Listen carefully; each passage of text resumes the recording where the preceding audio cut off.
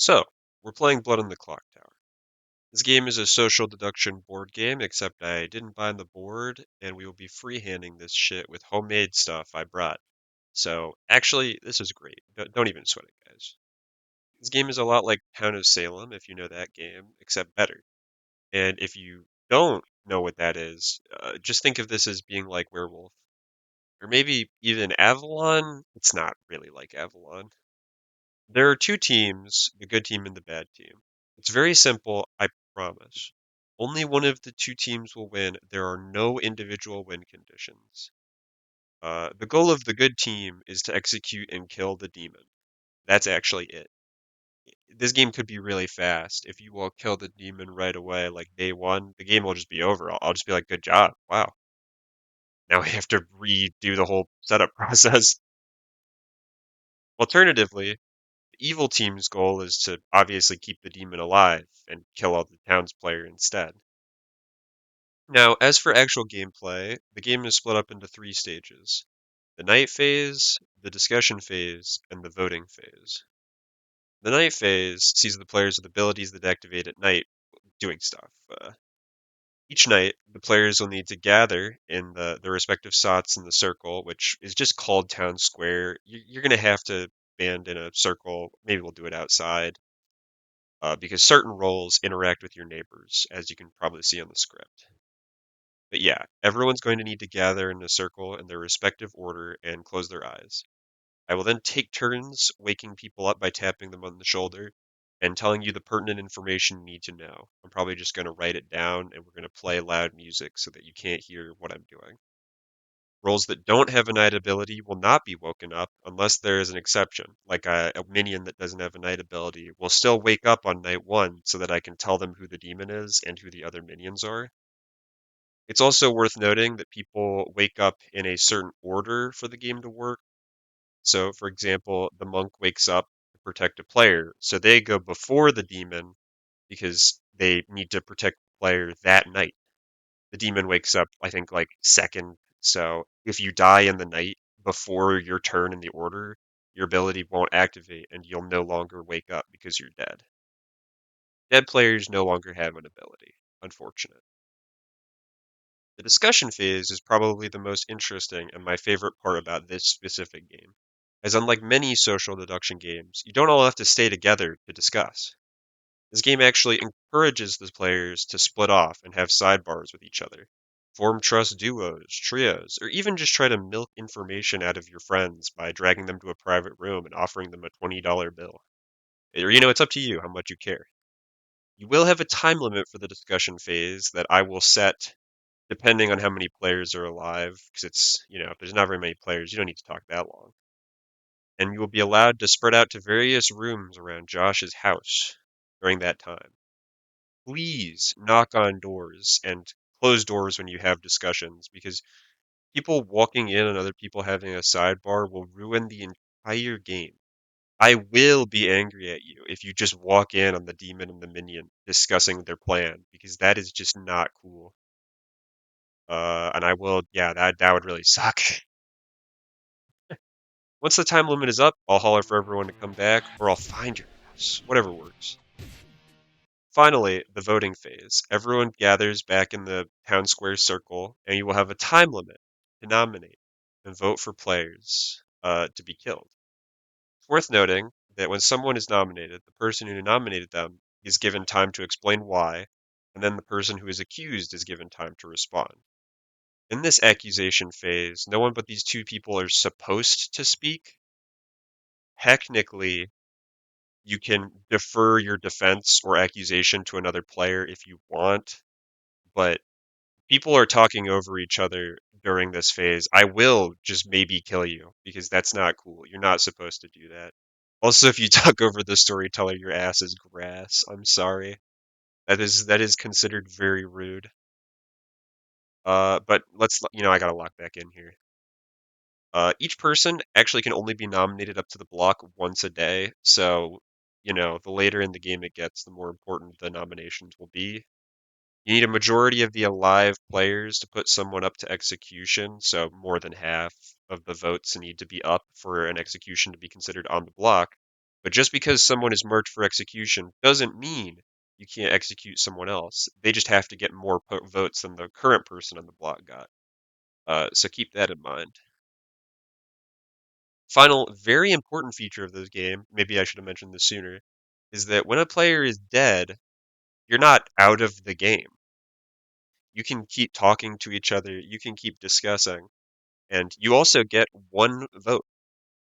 Ghosts have one final vote that they can use in any nomination, but once they use it, that's it.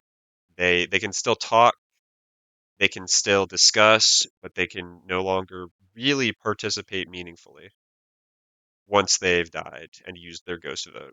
Also, ghosts can't nominate, but you can just ask someone who's alive to nominate, and usually they'll do it for you. I could also mention as well that if we actually get to the end of this game, which is to say, if you all fail to find the demon for a really long time, that'd be pretty embarrassing.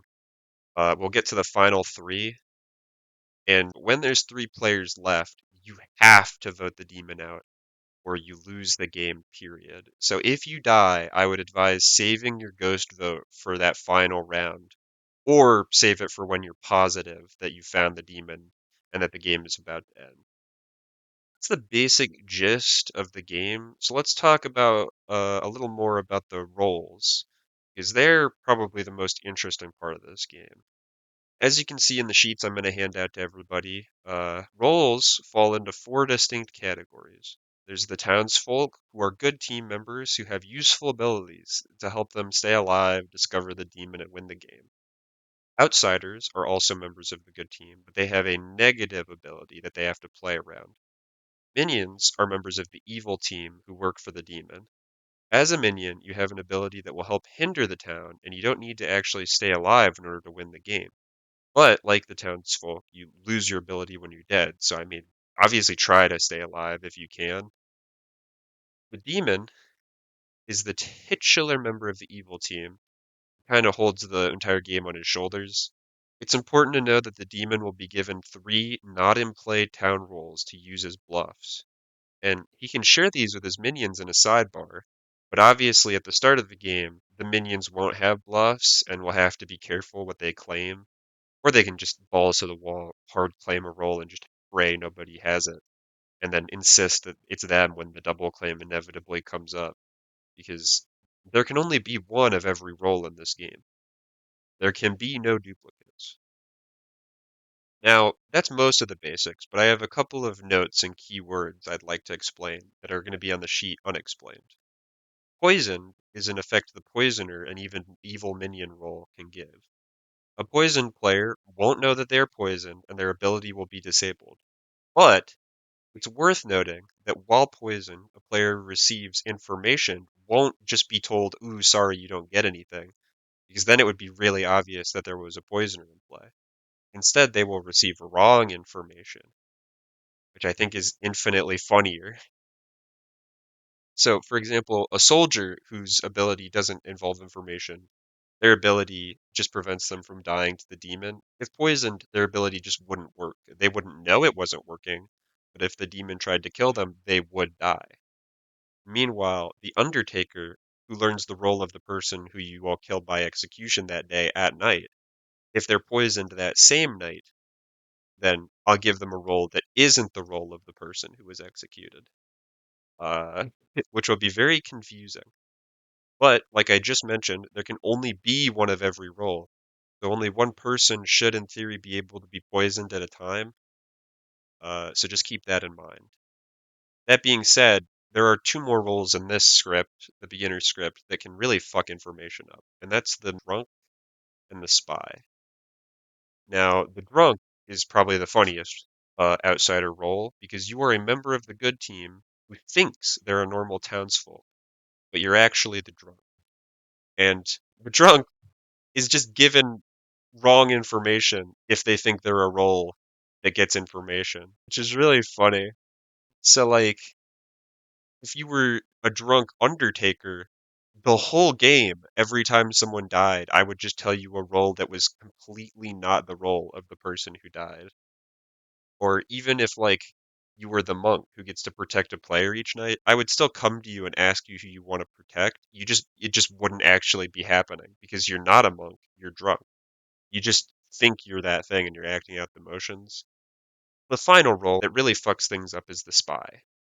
The spy gets to know everyone's role, which is honestly a brutal minion. You guys are going to be fucked if there's a spy. I'm going to pick at random. But it's also worth noting that the spy might register as good in someone's ping. For example, the empath. I've played a game where I was the empath. The empath, I should explain, gets a 0, a 1, or a 2, depending on if either of their neighbors are evil. They get a 0 if both of their neighbors are good, a 1 if one of their neighbors is bad, and a 2 if both of their neighbors are bad. Now, if the empath is sitting next to a spy and a good player, they might receive a 0 or a 1, depending on if the spy's ability activates or not. But I think that's everything. I think that hopefully this will all make more sense once we start playing. For our first game, I plan to take everybody aside and give you some tips on the role I'm giving you before we have night zero.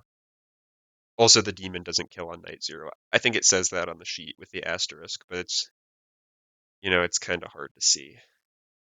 Yeah, if anybody has any questions, now is a great time to ask. Yippee!